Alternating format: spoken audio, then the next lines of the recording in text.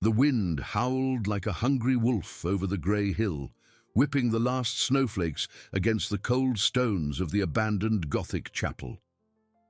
Grandmother Ilara, with the trembling hands of a craftswoman and shoulders bowed by the weight of years and injustice, pulled her two grandchildren, Leo and Mia, inside the crumbling structure. Expelled from the village by the cruel Sir Cale, who had banished them to the cursed hill, the chapel was their last refuge against the merciless winter.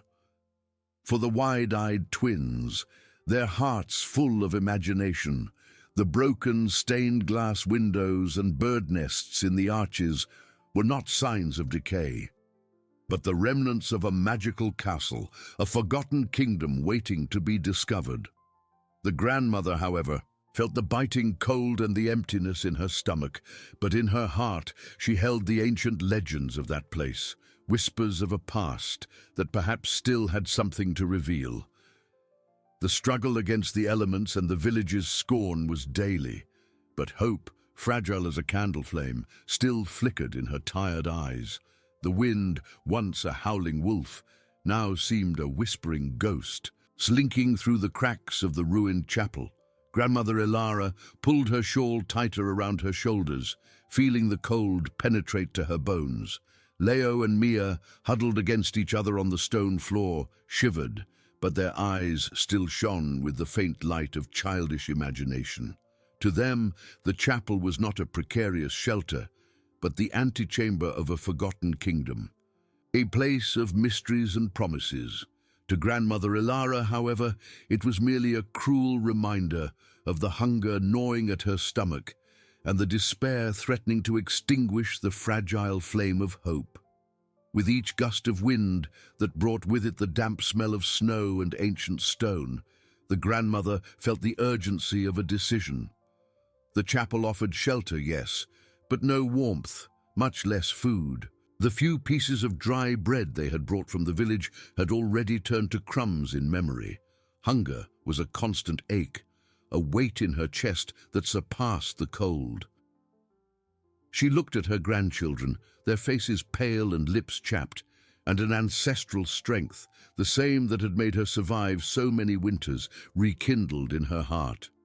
The legends Grandmother Ilara held, whispered by her own grandmother on winter nights, were not mere fairy tales.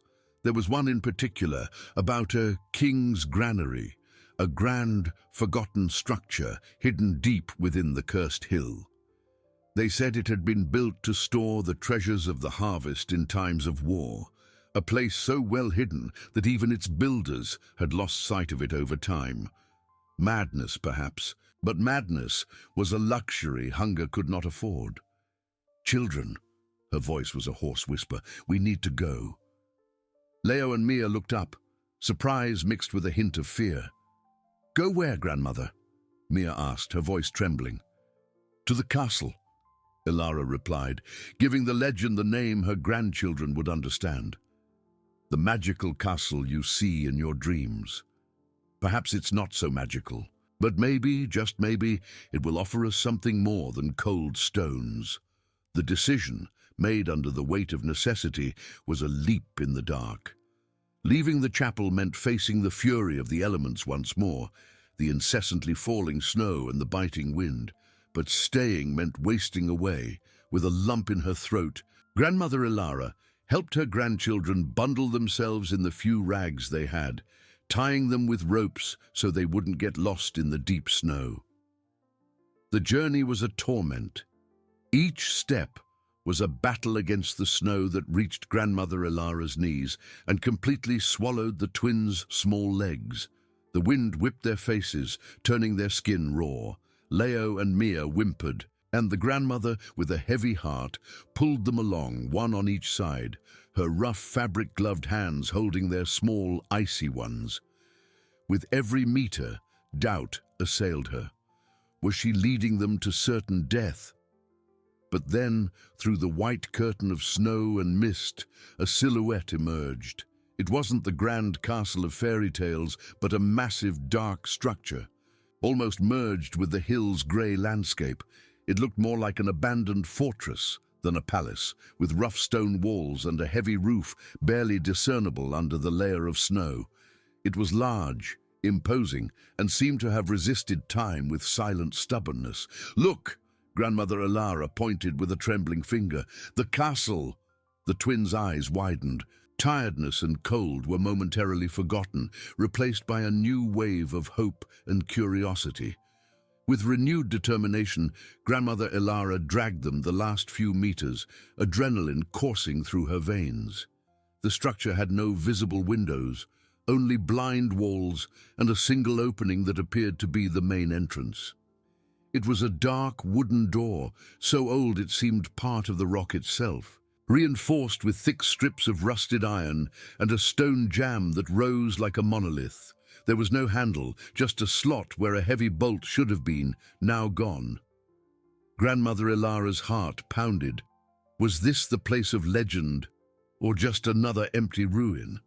Hope, which had seemed so fragile, now burned with an almost painful intensity. She pulled her grandchildren close to the door, the wind lessening slightly in the wall's protection. The wood was cold and rough beneath her fingers. With a sigh that seemed to carry the weight of all her years of suffering, Grandmother Elara gathered every ounce of strength in her body. She placed both hands on the rough surface of the door, feeling the cold penetrate her gloves. Leo and Mia watched, their eyes fixed on her. Their breath held. With a grunt of effort she pushed. The door, to her surprise, was not locked. With a prolonged, eerie groan, a sound of old wood dragging against stone, it yielded. A dark crack opened, revealing an interior that was not what Grandmother Elara expected. There were no castle corridors, no empty rooms. Instead, the air that escaped was cold and dry, carrying a peculiar scent, earthy and sweet, like grains and dried herbs. And in the darkness that was revealed, Grandmother Elara could distinguish, through the crack, the silhouette of piles upon piles of sacks, barrels and boxes, extending into what seemed to be a dark vastness. A granary, a forgotten royal granary, the groan of the door, a lament of wood and rusted iron, echoed in the dark vastness that opened before them. Grandmother Elara, her heart pounding in her chest like a war drum, pushed the heavy structure a little further, and the crack widened, revealing not emptiness, but a silent promise. The air that escaped was cold and dry, carrying an ancestral perfume, earthy like freshly plowed earth, sweet like honey and dried herbs, and unmistakable as the smell of stored grains. It was not the scent of mold and decay she expected from a ruin, but rather the aroma of preserved life. Her eyes, accustomed to the gloom of the chapel and the blinding snowstorm, took a moment to adjust. The faint light entering through the open door barely scratched the interior's darkness, but it was enough to reveal the silhouettes. Piles upon piles, sacks stacked so high they disappeared into the ceiling's shadows, robust barrels lined in endless rows, wooden crates, some open, others sealed, extending into what seemed like an endless cavern. It was a labyrinth of abundance, a forgotten treasure, and Grandmother Elara's stomach leaped, a mixture of pain and disbelief. Leo and Mia, still clinging to her legs, peeked through the crack, their small, pale faces lit by a new flame of curiosity. "What is it, Grandmother?" Mia whispered, her voice a thread of hope. Leo, bolder, tried to step forward, but Grandmother Elara held him firmly. "Wait, my loves," she murmured, her voice hoarse with emotion and cold. Her mind reeled. Was it real? Could it be an illusion, a trick of hunger and despair? The legend of the king's granary, whispered by her grandmother, now seemed more than a tale. It was a palpable reality, cold and silent, waiting for them. Cautiously, as if fearing the place might vanish at any moment, Grandmother Elara took the first step inside. The floor was packed earth, firm and dry. The silence was almost deafening after the incessant howling of the wind outside, a silence that seemed to hold centuries of secrets. She extended a trembling hand and touched one of the nearest sacks. The rough burlap brushed her fingers. She squeezed. Grains. Unmistakably grains. She felt the rounded, firm shape of seeds, perhaps wheat, perhaps barley. A warm tear trickled down her face, marked by time and suffering. Mingling with the cold snow still clinging to her eyelashes, it wasn't a dream, it wasn't a mirage, it was the truth.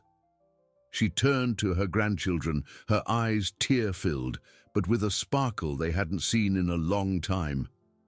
"Food, my loves," she managed to say, her voice choked. "So much food, more than we can imagine." The twins' eyes widened. The word food was magical, a balm for their empty stomachs. They let go of their grandmother and, with the audacity of childhood, ran inside, their small feet kicking up fine, ancient dust. "Grandmother, look!" Leo exclaimed, pointing to an open barrel. Grandmother Ilara approached, her heart pounding. Inside the barrel, carefully packed in dry straw, were dried apples, still with their sweet scent and the promise of a long-forgotten taste. In another, she found pieces of salted meat hanging from iron hooks, dried and preserved by the granary's cold, dry air. There were hard cheeses, wrapped in wax, stacked on dark shelves and sealed clay pots, which she imagined contained honey or jams. The scale of the discovery was overwhelming. This was not just a hiding place.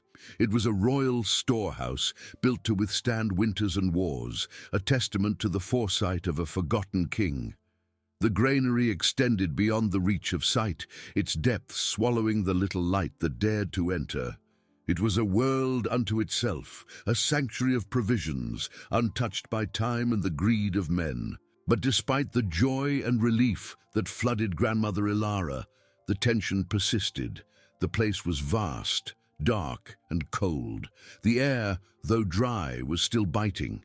They had found food, yes, but they were still in the midst of a brutal winter, without fire, without adequate shelter inside that stone giant. The door, now open, needed to be closed to retain the little warmth their bodies generated. She pulled her grandchildren close, her arms enveloping them with renewed strength. "We need to close the door," she said, her voice firmer now. "And then we'll find a place to get warm and eat." The task of moving the heavy door again was arduous, but adrenaline and the promise of survival gave Grandmother Ilara a strength she didn't know she possessed. With monumental effort, she pushed the door back, the metallic dragging groan sealing them inside the granary.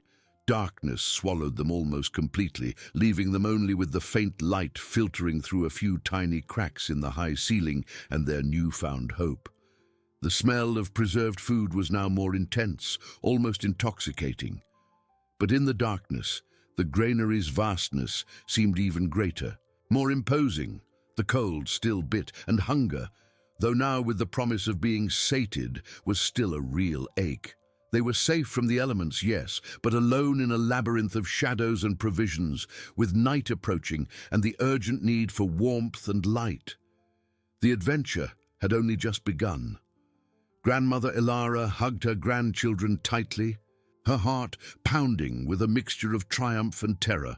The door was closed, the wind's howl silenced, but the cold inside the granary was a more insidious enemy. It was a dry cold, yes, but one that penetrated to the bones. She could feel Leo and Mia's shivers, even through the rags that covered them. The darkness was almost total, an impenetrable curtain that transformed the piles of food into shapeless monsters. "Grandmother, it's dark," Mia whispered, her voice small and frightened. "And cold."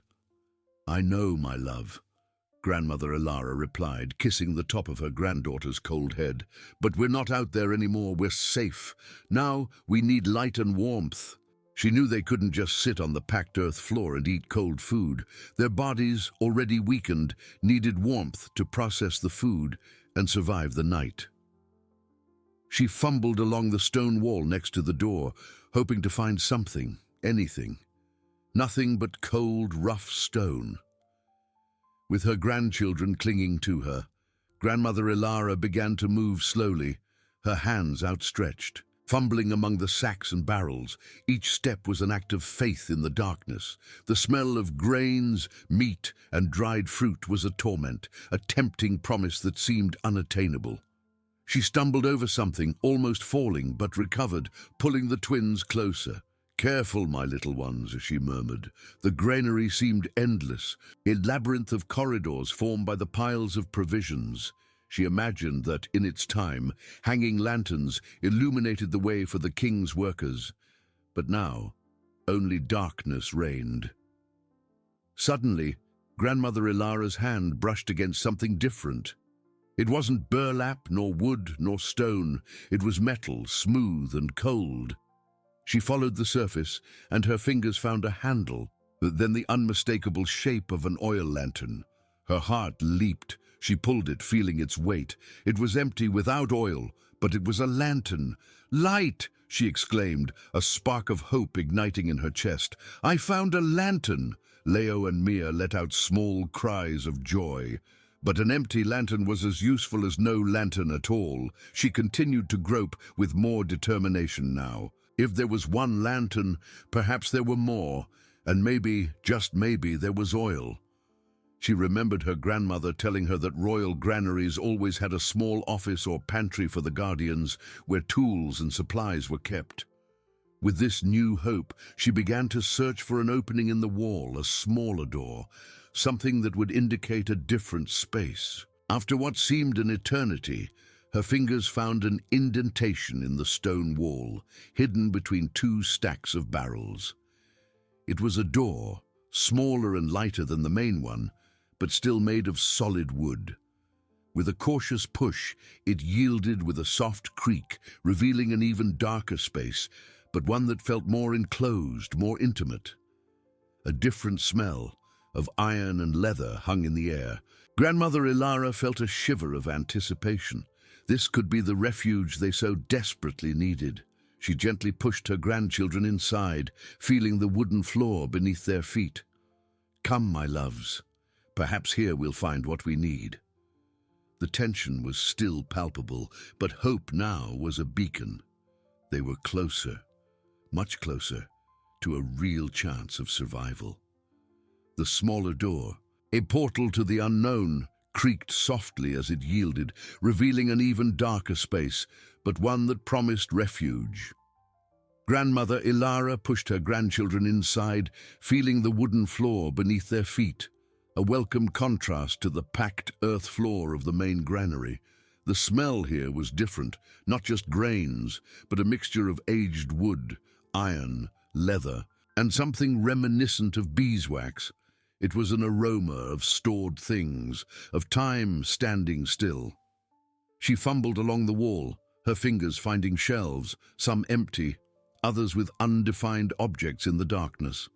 Leo and Mia huddled against her, the fear of darkness even more intense in this new, cramped space. "Don't be afraid, my loves," she whispered, her own voice a little shaky. "We're closer now. I can feel it." With the empty lantern firmly clutched in one hand, Grandmother Ilara continued to explore with the other. Her fingers brushed against something soft and fibrous, then something harder and pointed. It was a pile of old cloths, perhaps smaller sacks, and beside it a wooden box. She opened it, feeling the contents, small pieces of dry wood, thin splinters. Kindling. A sigh of hope escaped her lips, but kindling without fire was useless. She needed a spark. She continued to grope, moving slowly along the shelves. On one of them, her fingers found clay pots. She opened one, the unmistakable smell of lamp oil rising into the air. Grandmother Ilara's heart pounded. Oil. And in another pot, she found something that looked like a cotton wick. With trembling hands, she filled the lantern. The sensation of the oily liquid flowing into the reservoir was almost sacred. She inserted the wick, which eagerly absorbed the oil, but the spark was still missing. She remembered her grandmother's tales about royal granaries, which always had a survival kit for the guardians. Flint and steel. Where could they be? She knelt, fumbling on the wooden floor. Her fingers found a small metal box hidden under a low shelf. Opening it, she felt the cold, rough shape of a flint and the smooth feel of steel. A silent cry of joy escaped her chest. "Leo! Mia! Look!"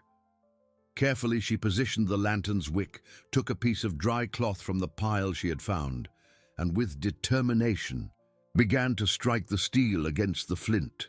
Sparks flew in the darkness, small ephemeral stars that danced for an instant before disappearing. Leo and Mia watched, their eyes wide, the silence broken only by the metallic click and the sound of Grandmother Ilara's anxious breathing. On the third attempt, a stubborn spark fell onto the wick. A small, bluish flame flickered, struggling to survive, before taking hold and growing, casting a golden, trembling light over the small room.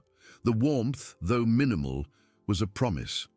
Darkness receded, revealing a small office or pantry, exactly as Grandmother Ilara had imagined.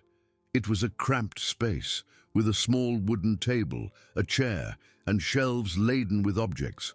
There were more oil pots, beeswax candles, simple tools, a dusty journal, and even a woolen blanket rolled up in a corner. But most importantly, hanging on the wall was a small iron brazier and a pile of charcoal. With the lantern lit, Grandmother Ilara could see her grandchildren's faces, illuminated by the warm light, their eyes reflecting the flame with a mixture of relief and fascination. "Light, my loves," she said, her voice choked with emotion. "We have light." The next task was warmth. She took the brazier, which was empty, and placed it in the center of the wooden floor. With the kindling she had found and some pieces of charcoal, she carefully lit a small fire.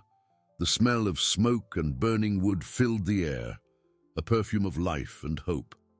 The warmth began to spread, slowly but steadily, driving away the cold that had settled in their bones. Leo and Mia approached the brazier, extending their small hands to the flame, their bodies absorbing the warmth like parched sponges. Grandmother Ilara took the woolen blanket and wrapped it around them, feeling the soft, warm fabric. Now, the food. With the lantern's light, she returned to the main granary, her grandchildren clinging to her skirt. The granary was still vast and imposing, but the small light she carried pierced the darkness, revealing the contours of the piles of provisions. She headed for the barrels of dried apples and salted meat. With a rusted knife she found in the pantry, she cut pieces of meat and took a handful of apples. Back in the small office, the smell of food mingled with that of smoke. Grandmother Ilara offered Leo and Mia the first pieces. They ate slowly, savoring each bite, their eyes closed in ecstasy. The sweet and sour taste of the apples, the saltiness of the meat, was a feast for their long-deprived palates. Grandmother Ilara also ate, feeling energy slowly return to her exhausted body. The pang of hunger, which had been a constant companion for so long, began to recede, replaced by a feeling of fullness and gratitude. They huddled near the brazier, the woolen blanket wrapped around them. The lantern's light and the fire's glow danced on the walls, creating cozy shadows. The wind's howl outside was a distant reminder of the storm they had faced. But inside, in the heart of the forgotten granary, they were safe. Grandmother Ilara watched her grandchildren, their faces asleep and serene. The promise of a tomorrow that had seemed impossible hours earlier. They had found more than food. They had found a sanctuary. But the vastness of the main granary still called to them, its shadows holding unexplored secrets.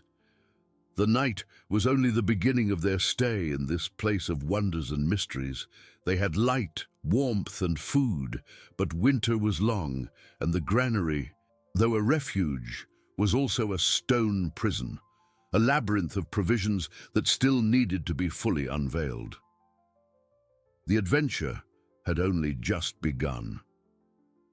Dawn arrived, not with the soft light of the sun peeking through a window, but with a subtle shift in the quality of the darkness. The lantern's flame, now weaker and the brazier with dying embers, fought against the gloom that still dominated the small room. Grandmother Ilara awoke with a start, her body aching, but her mind clearer than it had been in weeks. The cold still bit, but not with the same ferocity as the night before. There was a remnant of warmth, a faint promise of comfort. Leo and Mia slept deeply, nestled under the woolen blanket, their childish faces serene in the flickering light. For a moment, Grandmother Ilara just watched them, her heart tight with gratitude and a new wave of determination. They were alive, they had food, they had a refuge. But the reality of the granary, vast and unknown, awaited. She rose slowly, feeling her muscles protest. The first task was to replenish the brazier. With the lantern in one hand, she headed to the pile of charcoal and kindling. Small wood splinters and pieces of charcoal were added to the embers, and soon a new flame danced, casting cozy shadows across the walls. The smell of smoke and burning wood was a balm for the soul. With the warmth re-established, Grandmother Ilara took more dried apples and a piece of salted meat. She gently woke her grandchildren, and they ate in silence, hunger still present, but no longer desperate. Every bite was savored, every sip of water from a small jar she had found in the pantry was precious. "We need to explore," she said, her voice a whisper in the dawn silence. "This place is a gift, but we need to know what it truly is." With the lantern refilled and shining with renewed strength, they left the small office. The main granary swallowed them again, but this time the darkness didn't seem so oppressive. The lantern's light, though small, was a beacon, revealing the contours of the piles of provisions that stretched as far as the eye could see. The smell of grains, dried herbs, and cured meat was stronger now, a symphony of aromas that spoke of abundance. Grandmother Ilara began to walk, her grandchildren clinging to her, their eyes wide with wonder and a little fear. The piles of sacks and barrels formed narrow corridors, labyrinths of forgotten wealth. She fumbled along the walls, noting the solidity of the construction. This was no ordinary granary, it was a fortress of provisions built to last centuries. On one of the walls, she noticed a series of iron hooks, some empty, others with rusted tools hanging, rakes, shovels, even a small axe. Beside it, a wooden box contained nails, hammers, and pieces of rope, resources more than just food. "Look, my little ones," she murmured, pointing to the tools. "With these we can mend, we can build." They continued, the lantern casting its light in a ballet of shadows. Grandmother Ilara began to mentally catalogue what she saw. Sacks upon sacks of wheat, barley, and oats, barrels of olive oil and vinegar, piles of cured cheeses wrapped in wax, baskets of root vegetables like potatoes and carrots, surprisingly well preserved in the granary's coolness. There were even piles of cut wood, neatly stacked in a corner, ready to be burned. The tension, though lessened by safety and food, still persisted. The vastness of the place was overwhelming. It seemed endless. And why would such a valuable place be forgotten? The question hung in the air, an unanswered mystery. Suddenly, Leo let out a small cry and pointed to the floor. Grandmother Ilara lowered the lantern. There were footprints in the dust, small and faint, but unmistakable. They weren't hers, nor her grandchildren's. They were old but visible. Someone else had been there or lived there. A shiver ran down her spine. The feeling of being alone, though frightening, was preferable to being accompanied by a stranger. "Who's here, Grandmother?" Mia whispered, clinging tighter to her skirt. Grandmother Ilara swallowed hard. "I don't know, my love, but we will find out. We need to be careful." The hope that had blossomed the night before now mingled with new apprehension. The granary was not just a sanctuary, it was an enigma, and the winter outside, with its relentless fury, ensured they had nowhere to go.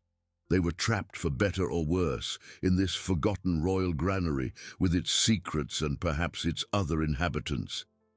The adventure had, indeed, only just begun, and the tension, far from diminishing, had found a new and darker dimension. They had light, warmth, and food, but safety was a fragile illusion in the face of the unknown. What else did this place hold? And who were the shadows that had left their marks in the dust of time? The answer lay hidden in the granary's silent vastness, waiting to be revealed.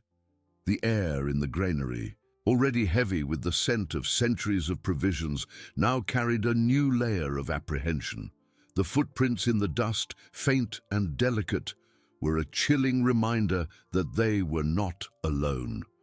Grandmother Ilara felt her heart pound harder, an alarm drum in her chest.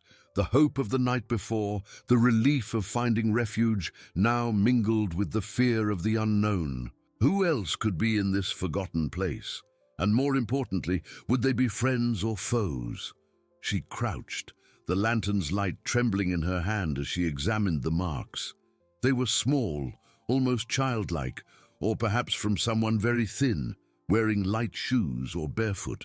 The dust, though thick, was not as dense over the footprints, suggesting they were not as old as the granary itself. Someone had passed through there, and not long ago. "Who's here, grandmother?" Mia whispered again, her voice a thread, clinging to Ilara's skirt. Leo, quieter, just stared at the footprints, his eyes wide. Grandmother Ilara swallowed hard, trying to keep her voice steady. "I don't know, my loves, but we will find out. We need to be careful. Stay close to me and don't make a sound." She knew caution was essential. Hunger and cold had been terrible enemies, but an unknown human could be even more dangerous. Yet, the winter outside was a death sentence. They had nowhere to go. This granary, with its secrets, was now their only home. With the lantern raised, she began to follow the footprints. They snaked between the piles of grain sacks and barrels, leading them to a part of the granary that the lantern's light had not yet reached. Each step was deliberate, each shadow a potential hiding place. The silence was almost absolute, broken only by the muffled sound of their own footsteps and the occasional rustle of a rat, which now seemed like a lurking monster. The granary seemed to stretch endlessly, a labyrinth of wood and stone. The lantern's light danced on the walls, revealing ancient cobwebs and the dull gleam of stacked ceramic pots. The smell of grains and dried herbs was constant, but now Ilara noticed another subtle, almost imperceptible aroma, that of recent smoke, mixed with something earthy, like damp earth. The footprints led them into a narrower corridor, where the piles of provisions rose even higher, forming a kind of tunnel. The temperature seemed to drop a little, and the air grew denser. Ilara felt a chill that didn't come only from the cold. It was the sensation of approaching something or someone. Suddenly, the footprints veered into a discreet opening between two massive stacks of wheat sacks. It was almost imperceptible, as if it had been intentionally camouflaged. Grandmother Ilara hesitated for a moment, her heart pounding. This was the entrance to the unknown. "Stay right behind me," she whispered to the children, who clung to her like burrs. She squeezed through the opening, the lantern held forward. The space opened into a small chamber, not unlike the office they had found, but much more rudimentary. In the center, there was a small circle of dark stones, an improvised brazier, with cold ashes and some pieces of charred wood. The smell of smoke was stronger here, undeniable. Beside the brazier there was a tangle of old cloths, forming a kind of crude bed. On it, a piece of coarse fabric, perhaps a mended blanket, was folded, and on the floor, near the bed, lay a small rag doll, with buttons for eyes, worn from use. Grandmother Ilara felt a pang in her chest. The footprints, the brazier, the doll. This was not the hiding place of a thief or a bandit. It was someone's home, perhaps a child's, or an adult trying to survive with the bare minimum. The image of a small being alone in this vast and cold granary brought a pang of compassion, mixed with fear. She lowered the lantern, illuminating the doll. Leo and Mia, seeing the toy, let out a small sigh. It was a sign of life, an echo of innocence amidst desolation. "Someone lives here," Mia whispered, her voice tinged with new curiosity, less fear. "Yes," Ilara replied, her voice almost a murmur. "It seems so." She looked around. There were no signs of hostility, only of a solitary, precarious existence. In a corner, there was a small pile of dried berries and some nuts carefully arranged, but they were not the granary's provisions. It seemed whoever lived there was also foraging, perhaps afraid to touch the royal provisions. As Ilara watched, a distant sound made her heart leap, a faint creak coming from deeper within the granary, like the sound of an old door opening or closing.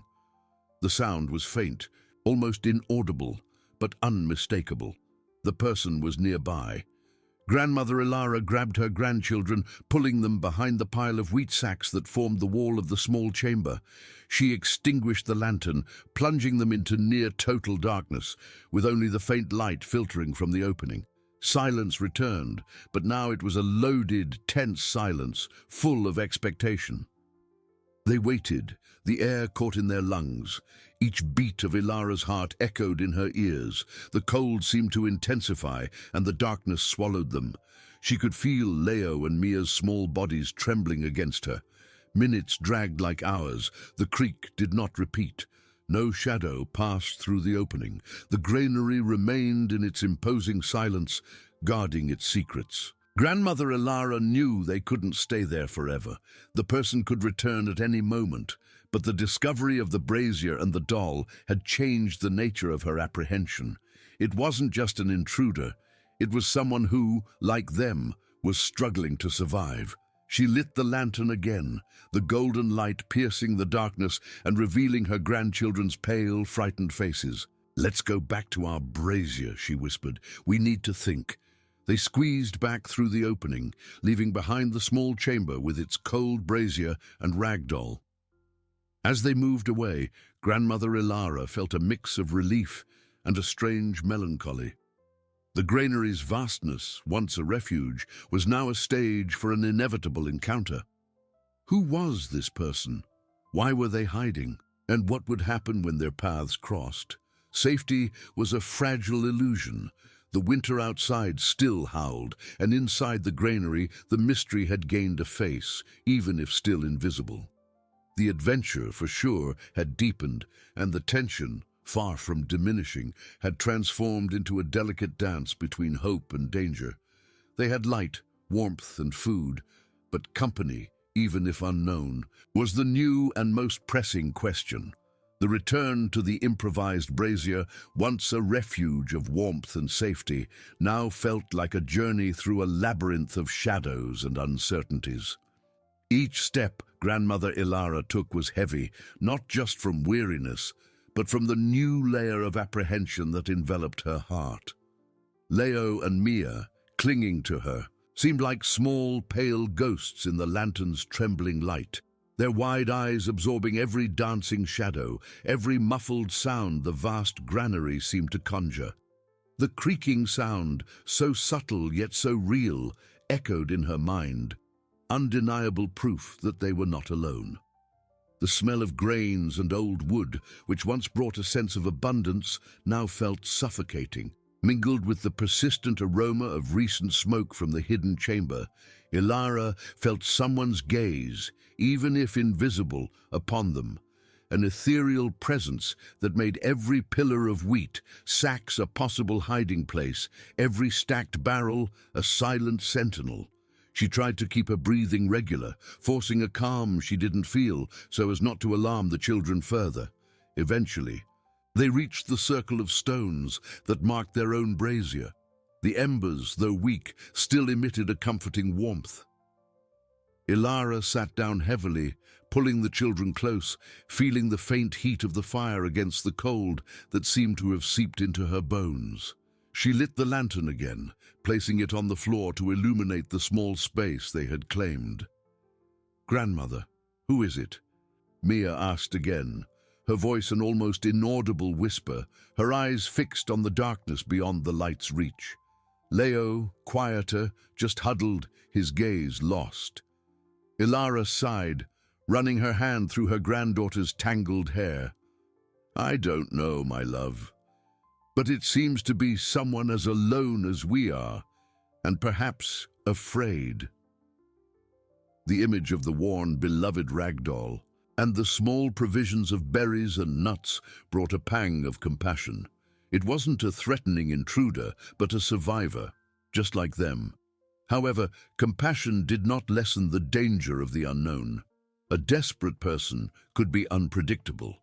Hunger, which had been the driving force of their journey, now seemed secondary to the need for safety.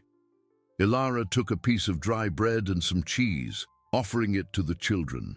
They ate in silence, their eyes still vigilant, the food tasting bland in the face of the tension. "We need to think," Ilara murmured to herself, more than to the children. The granary was vast, but not infinite. Sharing the space, or even coexisting in secret, would be a challenge. What if the person was hostile? What if they didn't want to share the provisions? The granary's abundance was a blessing, but also a catalyst for conflict. She looked at the pile of cut wood in the corner. It had been such a welcome sight the night before, promising warmth and comfort. Now, she thought about how to use the wood to fortify their small camp, perhaps building a rudimentary barrier, but that would be an act of aggression, a silent declaration of war. What if the person was harmless? Night advanced, and the wind's howl outside seemed fiercer, a constant reminder that there was nowhere to go. They were trapped, for better or worse, in this sanctuary of provisions and secrets. Ilara knew they couldn't afford to stay hidden forever.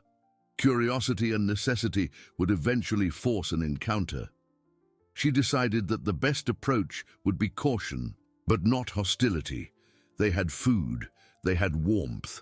Perhaps they could offer a gesture of peace instead of erecting barriers. But how to do that without exposing themselves to even greater danger? As she pondered, a new sound, more distinct this time, broke the heavy silence. It wasn't the creak from before, but a faint dragging sound, coming from the opposite direction of the hidden chamber, more towards the center of the granary. It sounded like something being moved, or perhaps someone walking with a weight. The sound was subtle but undeniable and seemed to be approaching, albeit slowly.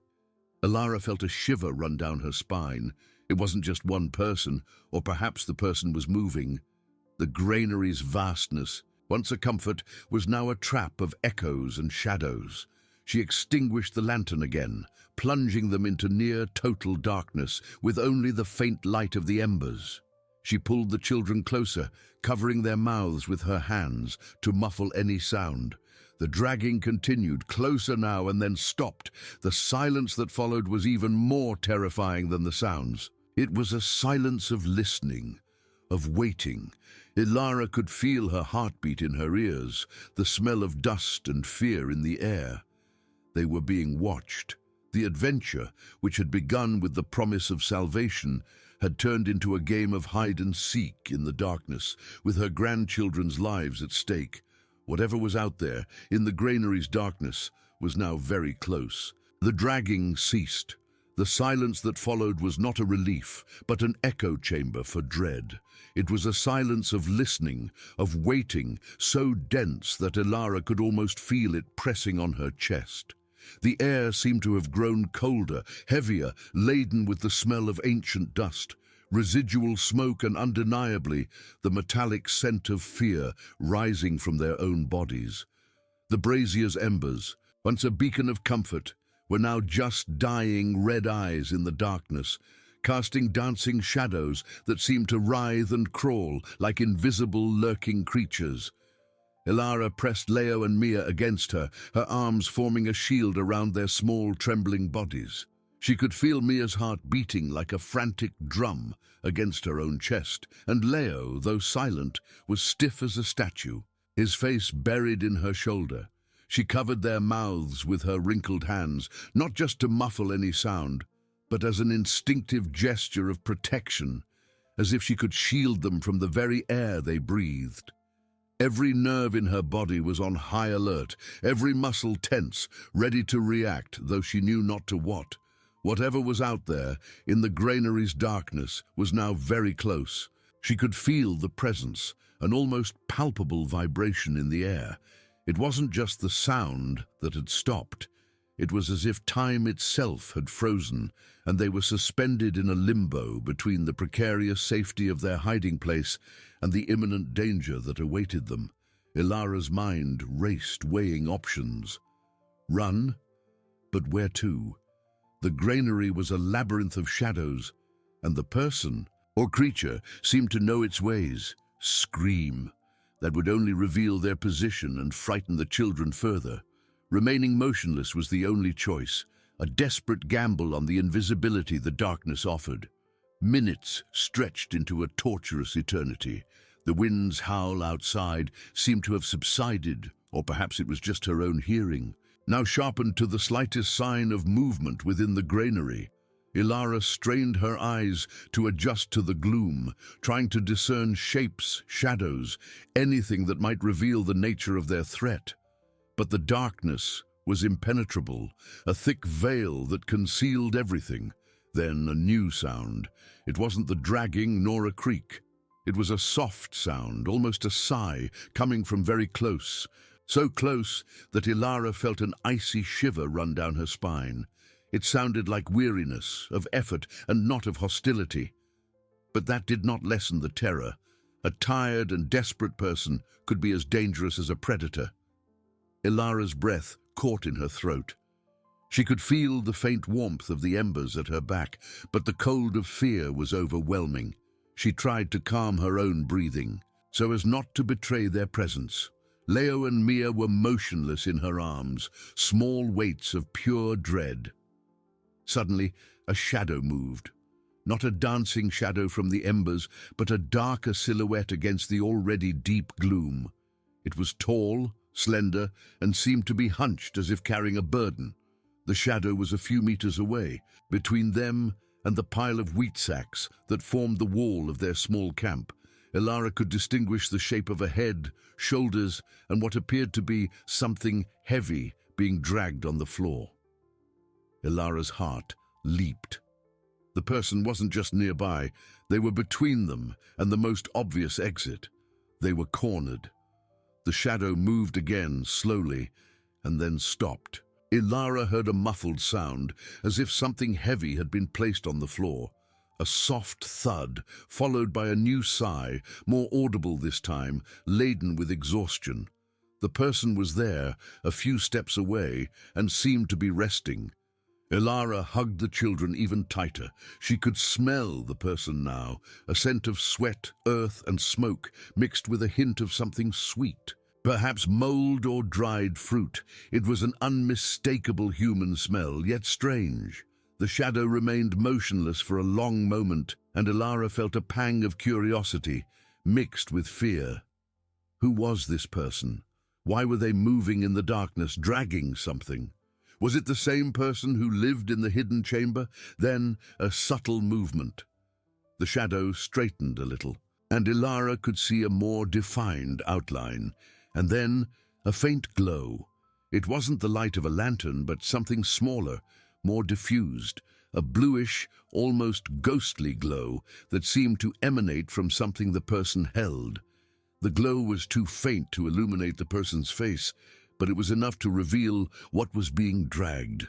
It wasn't a sack of grains nor a weapon. It was a pile of small branches and dry wood pieces tied together with a rustic rope.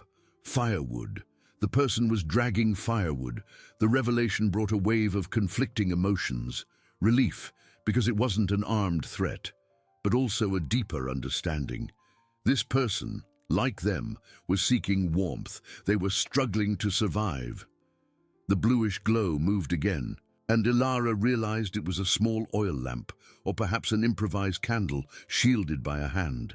The light was so faint it barely pierced the darkness, but it was enough for Ilara to catch a glimpse. A face, pale, thin, with deep-set eyes that seemed to absorb the meager light. It was not a man's face, it was a woman's face, young, perhaps not much older than Ilara had been when she had her own children. Her hair was dark and tangled, falling over her shoulders. The woman knelt beside the pile of firewood, and the bluish glow revealed a little more of her surroundings. There was a small cloth bag beside her and a leather canteen. She seemed as exhausted, as vulnerable as Ilara felt. Ilara felt a pang in her heart. The image of the woman alone in the cold vastness of the granary, dragging firewood, evoked a deep empathy.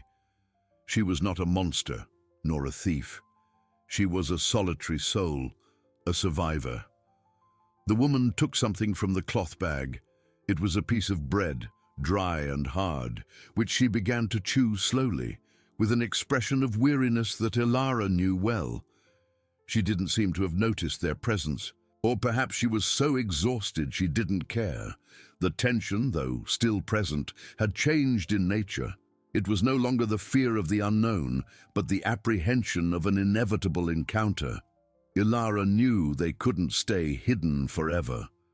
The woman was a few meters away, and darkness would not be an eternal shield. What to do? Speak? Offer help?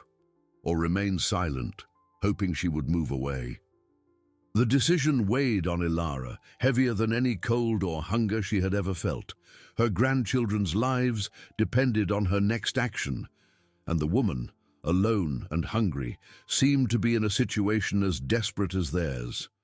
The granary, once a refuge of abundance, was now a stage for a meeting of lost souls, each on the brink of the precipice. The adventure had transformed into a human drama, and the next act was about to begin. The image of the woman, alone in the cold vastness of the granary, dragging firewood and chewing a piece of dry bread, hit Ilara with the force of a blow. It was not the monster her terrified mind had imagined, nor a hostile intruder. It was just a solitary soul, a survivor, as hungry and exhausted as herself. The visceral fear did not completely disappear, but transformed into a more complex apprehension, tinged with a deep and unexpected empathy. Ilara watched the woman with an intensity that bordered on pain. Her eyes, accustomed to the gloom, now discerned more details. The improvised lamp, with its bluish, trembling light, revealed the woman's hands cracked and dirty, and shoulders bowed under the weight of a weariness that seemed eternal. She did not look around. Her eyes were fixed on the bread in her hands, as if it were the only point of light in her own universe of darkness. Each bite was slow, painful, an effort to extract the last drop of sustenance from that piece of dough. Ilara could hear the soft grinding of the woman's teeth, a sound that echoed the very hunger she and her grandchildren felt. Leo and Mia, still huddled in her arms, remained motionless. Ilara could feel their hearts beating erratically, but they were silent, absorbing the tension of the moment. They too were watching, perhaps without fully understanding, but sensing the gravity of the situation. Ilara's breathing was shallow, controlled, each inhale and exhale an attempt not to betray their presence. The woman finished the bread, swallowing the last piece with a sigh that seemed to carry the weight of 1,000 winters. She then took the leather canteen, unscrewed the cap with trembling fingers, and took a long, deep drink. The sound of water being swallowed was loud in the granary's silence, a reminder of the thirst that also tormented them. She seemed to have noticed nothing, or perhaps she was so accustomed to solitude that any strange noise was just another echo in her isolated existence. Ilara's mind reeled. What to do? Remain hidden? But for how long? The woman was there to stay, to light her kindling, to seek warmth. Sooner or later, darkness would no longer be a shield. What if the woman left and took the firewood, the warmth? The sight of the woman, so vulnerable, so human, awakened in Ilara an instinct for connection, for solidarity, that fought against the instinct of self-preservation. They were in the same boat, caught in the same storm. The woman began to arrange the firewood, stacking the dry branches with almost reverent care. Ilara realized she was preparing a fire, right there, a few meters from their hiding place. The bluish light of the lamp moved as the woman bent down, and Ilara could see a small pile of dry straw and thin twigs. She was about to light the fire. The warmth that would come would be a blessing, but also a danger. The light would reveal their hiding place. Ilara knew she had to act, and fast. The silence was about to be broken by the crackle of flames, and darkness, their only ally, would be dispelled. She could not risk Leo and Mia's safety in a surprise confrontation. The approach had to be cautious. An invitation, not an invasion. With her heart pounding in her chest, Ilara did what seemed to be the hardest and most natural thing in the world. She released her hands from the children's mouths, who looked at her with wide eyes.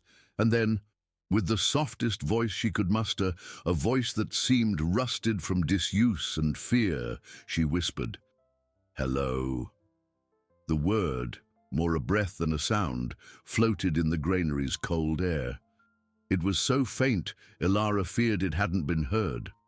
But the woman froze.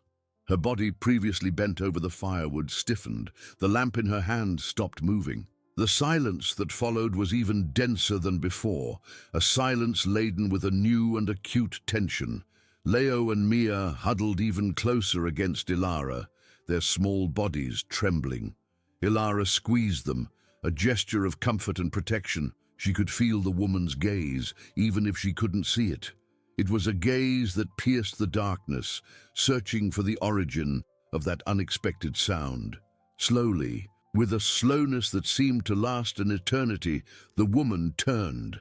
The bluish light of the lamp, previously pointed at the ground, now rose slightly, revealing the contour of her face.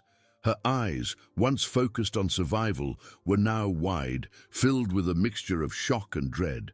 She said nothing, just watched. Ilara knew the next step was crucial. She couldn't scare her. She had to show she wasn't a threat. We don't mean you any harm," Ilara continued, her voice a little firmer this time, but still soft. "We're just looking for shelter and warmth." The woman remained motionless, like a salt statue. Her eyes, however, swept the darkness, searching for the figures that spoke. Ilara knew she needed to reveal herself, but cautiously. "We have children," Ilara added, lifting Leo and Mia slightly so their small forms could be glimpsed in the gloom. "They are cold and hungry." The mention of the children seemed to break the spell. The woman's eyes fixed on the small silhouettes. A complex emotion passed across her pale face, no longer just fear, but something Ilara recognized. A shadow of her own pain, of her own vulnerability. The lamp in her hand trembled slightly. Then the woman made a move, not a move of attack nor of flight. She slowly lowered the lamp, placing it on the ground beside the firewood, where its bluish light illuminated a small circle. And then, with a hesitant gesture, she extended an empty hand towards them. It wasn't a clear invitation, but neither was it a rejection. It was a gesture of uncertainty, of cautious openness. The granary, once a labyrinth of shadows and hidden dangers, had transformed into a stage for a meeting of lost souls. The tension was still there, palpable, but now it was a tension of expectation, of fragile hope. Ilara knew the next step was hers. Whatever happened, the game of hide-and-seek was over. The confrontation, or the connection, was about to begin. The woman's outstretched hand hovered in the cold air, a fragile silhouette against the gloom. It was not a gesture of attack, nor of supplication, but of an uncertainty that mirrored Ilara's own. It was a silent invitation, perhaps for a truce, perhaps for understanding. Ilara's heart pounded, but the urgency of the situation, the cold gnawing at Leo and Mia's bones, outweighed the fear. There was no more time for hesitation. The game of hide-and-seek was over. With an almost inaudible sigh, Ilara hugged her grandchildren tightly, a last gesture of protection before exposing herself. Slowly she took a step forward, then another, emerging from the shadows that had sheltered them. The lamp's bluish light, faint and trembling, danced over their figures, gradually revealing them to the woman. First, Ilara's outline, thin and bowed with weariness, then the small forms of Leo and Mia, nestled in her arms, their pale faces and wide eyes reflecting the light. The woman recoiled a step, a visible startle in her body. Her eyes, previously fixed on the darkness, now widened as she saw the three figures emerge. The fear that Ilara had felt so intensely now reflected on the stranger's face. It was a pure, instinctive fear, of one accustomed to solitude and solitary survival. But as her eyes lingered on the childish faces, something shifted. The tension in her shoulders lessened slightly. The outstretched hand dropped a little, not in rejection, but in a kind of exhaustion. We have nothing to offer but our presence," Ilara said, her voice still hoarse, but now more audible, laden with brutal honesty. "We are lost, and cold, and hungry." The woman did not respond immediately. Her eyes swept over Ilara, then Leo and Mia, and returned to Ilara, as if trying to decipher an enigma. The silence was heavy, filled only by the distant sound of the wind howling through the granary's cracks and the accelerated beating of everyone's hearts. Ilara could feel Leo and Mia's small bodies trembling in her arms, not just from cold, but from the tension of the moment. Then the woman made a move. She knelt again beside the pile of firewood, not to light the fire, but to pick up the leather canteen. She extended it to Ilara, a hesitant but clear gesture. "Water." Her voice was a hoarse whisper, almost inaudible, as if it hadn't been used in a long time. "It's all I have." Ilara felt a lump in her throat. That small gesture, coming from someone who seemed as deprived as herself, was a ray of warmth amidst the biting cold. It was a recognition of their shared humanity. With trembling hands, Ilara took the canteen. The water was icy, but the gesture was warm. She brought the canteen to Leo's lips first, then Mia's, who drank eagerly, their small bodies absorbing the vital liquid. Ilara took a small sip, feeling the moisture relieve the dryness of her own mouth. "Thank you," Ilara managed to say, the word laden with more than simple gratitude for the water. The woman nodded, her eyes still cautious, but with a different gleam, perhaps of reluctant solidarity. She then pointed to the pile of firewood. "I'm going to light the fire. I can't stay in the dark." It was a declaration of intent, not a request for permission. Ilara understood. Fire was a necessity, a beacon of hope in the darkness. And the light it would bring, though it would reveal everything, would also bring warmth. "We can help," Ilara offered, her voice gaining a little more strength. "We have hands." The woman hesitated for a moment, then gave an almost imperceptible nod. She took a piece of flint and a small piece of metal, and with experienced movements began to scrape, producing sparks that danced in the darkness. The dry straw and thin twigs she had prepared caught fire with a soft crackle. The small flame, bluish at first, quickly gained strength, licking at the dry wood and growing into a small but promising fire. The warmth began to spread, dispelling the most intense cold. The orange and red glow of the flames danced on the granary walls, casting long, distorted shadows.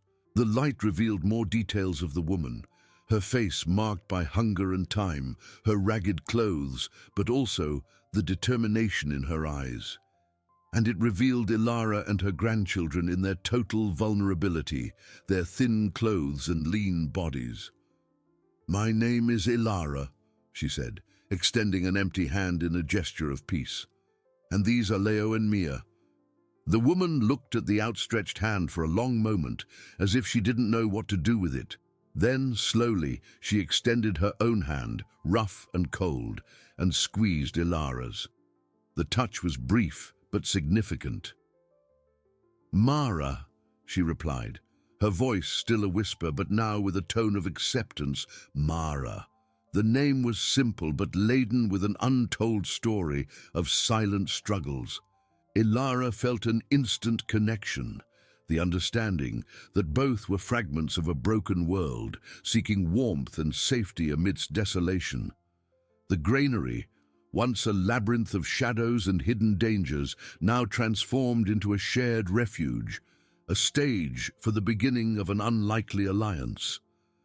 The tension had not disappeared, but had transformed into a cautious expectation, a fragile hope that together, perhaps, they could find a way through the darkness. The fire crackled, and with it a new flame of possibility ignited in Ilara's heart. Whatever the future held, they were no longer alone. The crackle of the fire, once a latent threat, had now become the most comforting sound in the world.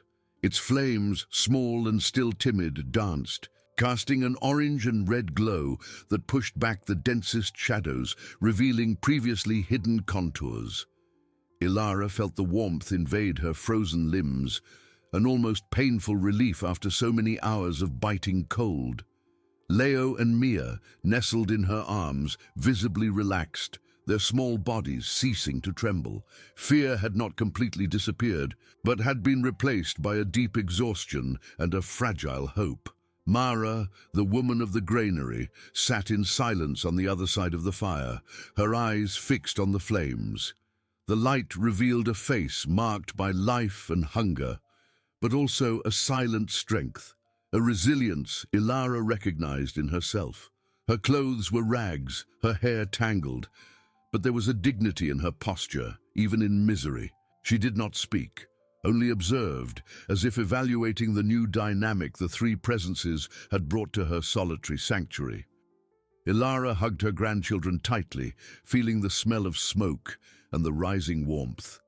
The water from Mara's canteen had been a balm, but hunger was still a constant pang, a dark hole in their stomachs.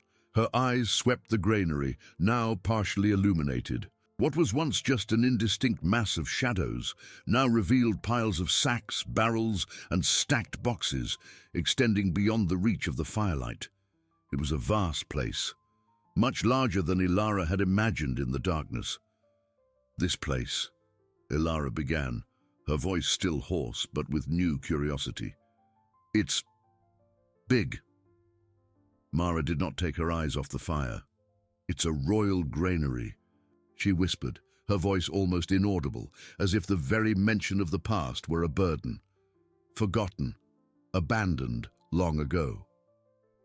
The word royal echoed in Ilara's mind. A royal granary. That explained the scale, the robust structure, the feeling that it was no ordinary granary. But why would it be full of things? And why would Mara be here alone, guarding it? You live here?" Ilara asked cautiously. Mara nodded slowly, an almost imperceptible movement. "For a long time," she replied, and the tone of her voice carried the melancholy of years of solitude. "Since the snow began to fall and the world changed." Ilara needed no further explanation. She understood. The world had changed for all of them. Hunger, cold, desolation. Mara was just another lost soul. Like herself, like Leo and Mia, seeking refuge wherever she could find it. But Mara had found a refuge Ilara barely dared to dream of.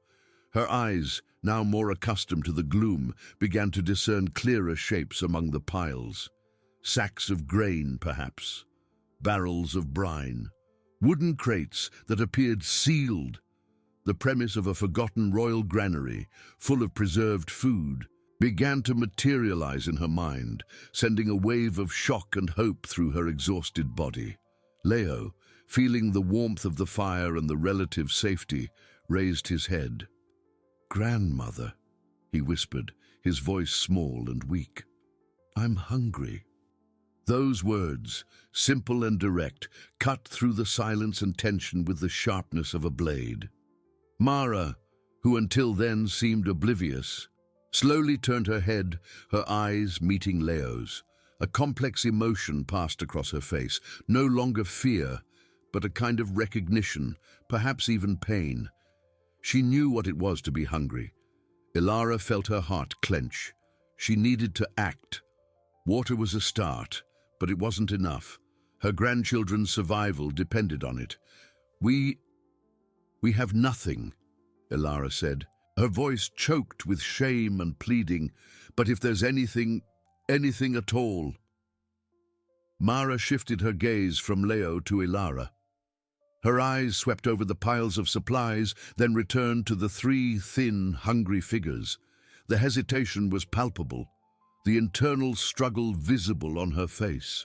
Sharing was a vulnerability, a risk in a world where every crumb was a matter of life or death. But the sight of the children, so fragile and innocent, seemed to break some barrier within her. With an almost inaudible sigh, Mara stood up. Her movements were slow, but determined. She walked to one of the piles of sacks, which Ilara now realized were grain sacks, and then knelt beside a robust wooden box covered by a dusty canvas. With a pull, she removed the canvas, revealing a series of sealed ceramic pots and some thick cloth bundles. She picked up one of the pots, its wax seal intact, and one of the bundles. She returned to the fire and placed them on the ground between them. With a small, sharp knife, which seemed to be an extension of her body, she broke the pot's seal. The aroma that spread through the air was of something salty, smoky, and incredibly appetizing. She opened the bundle, revealing a dark, dense bread, dry but still edible. "Salted meat," Mara whispered, pointing to the pot, "and rye bread, it's what I have." Ilara felt tears well in her eyes. It wasn't just food, it was a gesture of trust, of sharing, of humanity amidst desolation. It was proof that, even in the coldest and most forgotten corners of the world, kindness could still exist. She took the bread and meat with trembling hands, dividing them into small pieces for Leo and Mia. The children, wide-eyed, took the food eagerly, chewing slowly, savoring every crumb as if it were the most precious of feasts. Ilara took a piece for herself, the salty, rich texture of the meat, the earthy taste of the bread, filling the emptiness in her stomach. It was the first substantial food they had eaten in days. The fire crackled, casting its dancing shadows over the three figures and the silent woman. The granary, once a place of fear and mystery, now transformed into a sanctuary of warmth and sustenance. The tension had not completely disappeared, but had transformed into a cautious expectation. The food was a truce, a silent pact. Ilara looked at Mara, who now watched the children eat with an expression Ilara couldn't quite decipher, perhaps a mixture of relief and a deep sadness.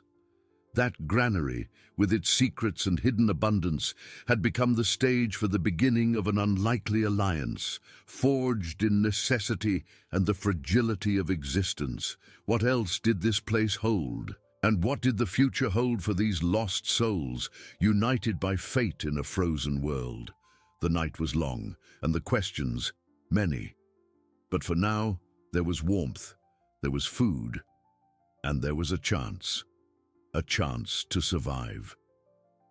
The taste of salted meat and rye bread still lingered in Ilara's mouth, an echo of life in a body that had long forgotten what fullness was. Leo and Mia, their stomachs finally filled, had fallen into a deep, peaceful sleep, nestled against each other, their childish faces softened by the fire's warmth and the absence of hunger. The crackle of the flames was now the only sound daring to break the silence, a hypnotic rhythm that cradled their newfound hope. Mara, the silent woman of the granary, continued to sit on the other side of the fire, her eyes fixed on the slowly dying embers. The light danced on her face, revealing deep wrinkles and an expression Ilara couldn't quite decipher. There was an ancient melancholy there, a resignation that spoke of untold losses, but also a strength. a resilience that had kept her alive in this forgotten place. The gesture of sharing food, so simple yet so monumental, had broken the invisible barrier between them. But Mara's story remained a mystery, a closed book whose pages Ilara yearned to turn. Ilara felt overwhelming weariness, but her mind was restless. Her eyes swept the granary again, now more accustomed to the gloom that stretched beyond the fire's reach. The piles of sacks and barrels seemed to extend infinitely, forming walls of provisions that defied comprehension. It was more than food. It was a promise, a treasure that could mean the difference between life and death for many lost souls. But it was also an immense responsibility, a burden Ilara felt weighing on her shoulders. "Mara," Ilara whispered, her voice hoarse, but laden with new determination. "This place, it's incredible. How did you find it? And why are you here alone?" Mara took a long time to answer, as if words were heavy objects that needed to be carefully lifted and placed. "I was running," she finally said, her voice a whisper that barely overcame the fire's crackle. "Like everyone, the snow, the cold, the hunger. I was dying. Then I saw the castle ruins and this granary. It was locked, but the door gave way." She paused, her eyes drifting to the shadows. It was full, like now. No one knew, no one cared anymore. The king, the court, all gone, or dead. This place was forgotten, a royal granary, yes, but a secret that time and snow buried. Mara's story mirrored Ilara's own journey, a testament to the brutality of the world outside. But Mara had found a sanctuary, a refuge of abundance amidst desolation. The unspoken question hanging in the air was, why hadn't she shared it before? Why live in solitude, guarding a treasure that could save so many lives? You've been here alone all this time?" Ilara asked, incredulity in her voice. Mara nodded slowly. "It's safer, the world out there. It's dangerous. People. They change when they're hungry. I saw it. I survived because I hid, because no one knew about this place." The truth was a cold blow. Mara wasn't being selfish, she was being practical. In a world where hunger turned men into monsters, abundance was an invitation to violence. Ilara understood. She herself had witnessed the cruelty that hopelessness could breed. But now, they were here. 3 hungry souls who had invaded her sanctuary. "We won't tell anyone," Ilara promised, her voice firm, her eyes fixed on Mara's. "We're not like them. We just want to survive. And Leo and Mia, they are children." Mara looked at the sleeping children, a shadow of something akin to tenderness, or perhaps just a deep sadness passing through her eyes. "I know," she said, almost inaudible. That's why I shared." The tension had not disappeared, but had transformed into a mutual understanding, a recognition of the thin line between survival and humanity. The granary was a refuge, but also a prison, a secret that bound them. "What do we do now?" Ilara asked, looking at the piles of supplies. "There's so much here. Can we stay? For a while, just until the snow lessens?" Mara hesitated again, the silence stretching, heavy and full of possibilities. She looked at the fire, then at Ilara, and finally at the children. The decision seemed to be an internal struggle, a battle between the caution of years of solitude and the appeal of companionship, of humanity. "We can't stay here forever," Mara finally said, her voice a little stronger. "The snow won't lessen. Not anytime soon. The world is frozen, but for now, yes, you can stay." The permission was a balm for Ilara's soul. It was a truce, a chance. But Mara's words about the snow not lessening echoed in her mind. The world was frozen. This meant the granary was not just a temporary refuge, but perhaps the only safe place in a dying world.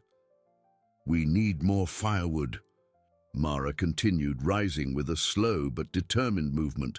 "The fire cannot die, and tomorrow. We need to organize. There's more than just meat and bread here.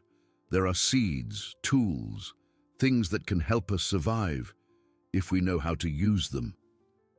The firelight dimmed a little, but the flame of hope in Ilara burned brighter. The granary was not just a food storage. It was an arsenal of survival, a map to an uncertain future. The alliance, once fragile, now seemed to solidify, forged in necessity and the promise of a tomorrow. The night was still long, and the cold outside relentless. But within the forgotten walls of the royal granary, under Mara's guard and the flickering firelight, Ilara felt that, for the first time in a long time, they had a chance to fight against the frozen world, not alone, but together. Mara's last words, about the frozen world and the snow that wouldn't lessen, echoed in Ilara's mind like a death knell. It wasn't just a prolonged blizzard, it was an ice age, a deadly embrace that had swallowed civilization. The granary, then, was not a temporary refuge, but an ark, a last bastion against a silent apocalypse. The magnitude of the revelation was overwhelming, but the urgency in Mara's voice about the firewood pulled her back to immediate reality. The fire, the source of warmth and light, was the thin line separating them from certain death. Ilara watched Mara stand. Her movements, though slow from age and cold, carried a grim efficiency, the mark of someone who had survived by sheer willpower. The woman picked up a small but sturdy axe, leaning against one of the piles of sacks, and nodded to Ilara. There was no need for words. The silence between them had become a language of its own, forged in necessity and mutual understanding. With a last glance at Leo and Mia, who slept deeply, oblivious to the weight of the world their mothers carried, Ilara rose. Weariness still gnawed at her, but adrenaline and newfound hope propelled her. She followed Mara, stepping into the shadows that stretched beyond the fire's circle of light. The air there was colder, dense with the smell of ancient dust and dampness, but also with a subtle aroma of dry wood and earth. Mara did not lead them out of the granary, into the relentless cold of the night. Instead, she guided them through a narrow corridor between two mountains of barrels and crates, a labyrinth of provisions that seemed endless. The flickering light of the small lantern Mara lit revealed more and more secrets of the royal granary. Methodically stacked piles of wood came into view, not roughly cut firewood, but well-dried logs, some even with their bark still intact, waiting to be used. It was a reserve that spoke of ancient foresight, of a time when winter was merely a season, not a death sentence. "Here," Mara whispered, pointing to one of the piles. "It's oak wood, burns slowly, gives a lot of heat." Ilara picked up a piece, feeling the wood's weight and density. It was a treasure in itself. She began to stack the smaller pieces in her arms, while Mara, with surprising dexterity for her age, began to split larger logs with the axe. The dry sound of the blade cutting the wood echoed in the vast space, a primal rhythm that spoke of survival. As they worked, the silence was broken again by Mara.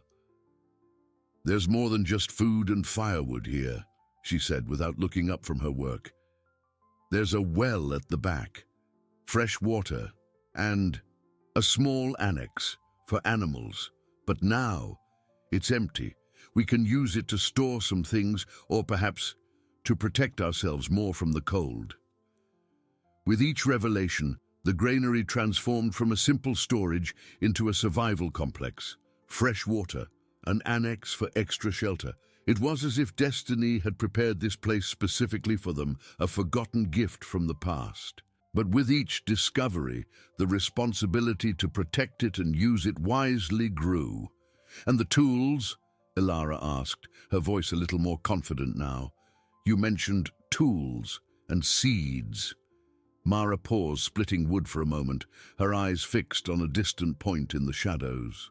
"Yes, gardening tools, carpentry tools, and seeds, many, for all kinds of plants.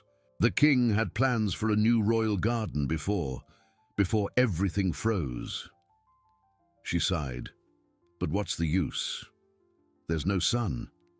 There's no land that isn't frozen. Ilara's hope wavered for an instant. Seeds were promises of life, but without a world to plant them in, they were just dry grains.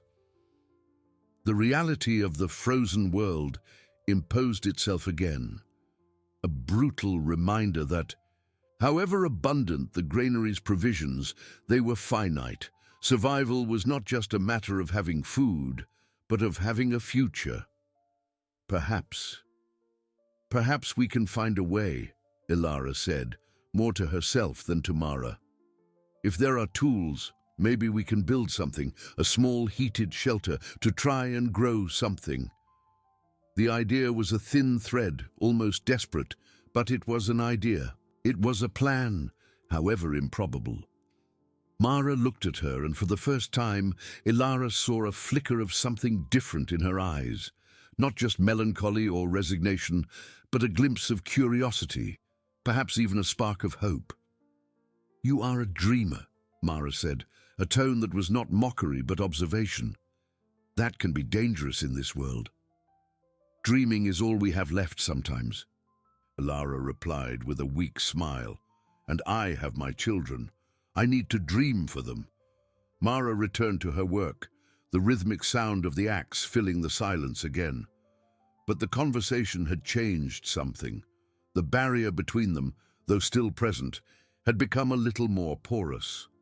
Mara's solitude, so deeply rooted, seemed to bend slightly under the weight of Ilara's presence and the promise of a shared purpose. With arms full of firewood, they returned to the fire. The flame, fed with the new pieces of oak, crackled with renewed intensity, casting a golden glow over the granary. Leo and Mia still slept, their small bodies nestled against each other. Ilara felt a warmth spread through her chest, not just from the fire, but from the sight of her children safe and the unexpected company of Mara. The night was still long. The world outside was a frozen desert, but within the forgotten walls of the royal granary, a new flame had been lit. It wasn't just the fire that warmed them, but the faint yet persistent flame of hope. Ilara knew the challenges were immense, that the future was uncertain, and that the threat of hunger and cold was never far. But now they were not alone, and that, in itself, was a miracle. The alliance, forged in darkness and hopelessness, now seemed to have deeper roots, promising not just survival, but perhaps, just perhaps, a glimpse of a new beginning. The firelight danced on the granary walls, painting long, distorted shadows. Outside, the world remained a frozen tomb, but within, a new kind of dawn was breaking. Ilara watched Mara, who now slept deeply, the axe resting beside her, her aged face softened by sleep. The woman who had seemed a grim guardian, a figure of legend, was just a survivor, as tired and vulnerable as herself. When the first glimpse of a faint, grey light seeped through the high cracks of the granary, a reminder that the sun still existed, even if its strength was minimal, Leo and Mia began to stir. Their eyes opened, curious and a little frightened, before fixing on the crackling fire and the piles of food. Hunger, which had been their constant companion, was now just a distant memory, replaced by a new sense of security. Mara awoke with a grunt, her eyes opening instantly, assessing the environment with a predator's swiftness. Seeing the children awake, a faint, almost imperceptible smile touched her lips. It was a smile that spoke of a forgotten past, of a humanity she thought she had lost. "Good morning," Ilara whispered, her voice hoarse from sleep and emotion. Mara nodded, rising with the same silent efficiency as the night before. "We need to eat, and then organize. Time is a luxury we don't have." The morning unfolded at a pace of discoveries and hard work. Mara, with her encyclopedic memory of the granary, guided Ilara and the children through the piles of provisions. She revealed more secret compartments, shelves hidden behind sacks of grain, revealing not just more food, but a true treasure of knowledge and tools. There were dusty books on agriculture, food preservation techniques, and even treatises on construction and repairs. There were blacksmiths, carpentry and gardening tools, all in excellent condition, some still lubricated and wrapped in ancient cloths. It was as if the granary was not just a storehouse, but a time capsule, designed to preserve not only the body, but also the mind. The king was a man of foresight, Mara explained, as they examined a box full of all kinds of seeds, carefully labeled in ancient Latin. He believed the final winter would come. He prepared this place, but not for himself, for the future. The revelation was astonishing. The granary was not an accident, but a deliberate act of hope, an ark built to withstand the apocalypse, and now they were the heirs of that hope. Ilara felt the weight of responsibility on her shoulders. It wasn't just about feeding her children, but about preserving what remained. The seeds, once merely dry grains, now represented the promise of a new beginning, a colossal challenge in the frozen world. "The seeds," Ilara said, holding a small handful of wheat grains in her palm. "We need light and warmth and soil." Mara watched her, her eyes penetrating. "The annex, it's small, but we can insulate it further. And the tools.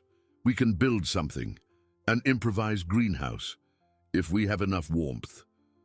The idea was audacious, almost insane, but the spark in Mara's eyes was undeniable. Solitude had hardened her heart, but the presence of Ilara and the children, the promise of a purpose, seemed to be melting the ice that enveloped her. Leo and Mia, meanwhile, explored the granary with the innocence of childhood. They found a chest of old wooden toys, forgotten for generations, and their laughter echoed through the vast space, a sound Mara likely hadn't heard in decades. Those laughs were proof that life, despite everything, persisted. The afternoon passed in a frenzy of activity. Mara taught Ilara how to sharpen the axe, identify different types of wood, and stack supplies efficiently. Ilara, in turn, shared stories of the world before the ice, small memories of warmth and sun, of green fields and flowing rivers. With each exchange, the barrier between them diminished, replaced by mutual respect and a growing camaraderie. As evening fell, they sat again around the fire, now more robust and constant. The meal was simple: dried meat, bread, and a little honey found in a sealed pot, but it tasted of victory. For the first time in a long time, Ilara felt neither cold in her bones nor hunger in her stomach. She felt warmth, safety, and, above all, hope. "It won't be easy," Mara said, breaking the silence, her eyes fixed on the flames. "The world out there is dead. We are the last, perhaps. The responsibility is great." Ilara nodded, holding Mia's hand, who slept in her lap. "I know, but we are not alone, and we have this place, we have the seeds, we have the knowledge." Mara looked at her, and this time, the smile on her lips was clear, genuine. "Yes, we do, and we have each other." The royal granary, once an abandoned and forgotten castle, was now a sanctuary, an ark in a sea of ice. It was not the end of the journey, but the beginning of a new one. A journey to rebuild, to cultivate, to preserve the flame of humanity in a frozen world. Night fell again, but this time it did not bring with it the darkness of despair, but the promise of a tomorrow. Uncertain, yes, but full of possibilities. The struggle for survival would continue, relentless and with no end in sight. But now they had a chance, together. And that, in itself, was the greatest treasure the royal granary could offer.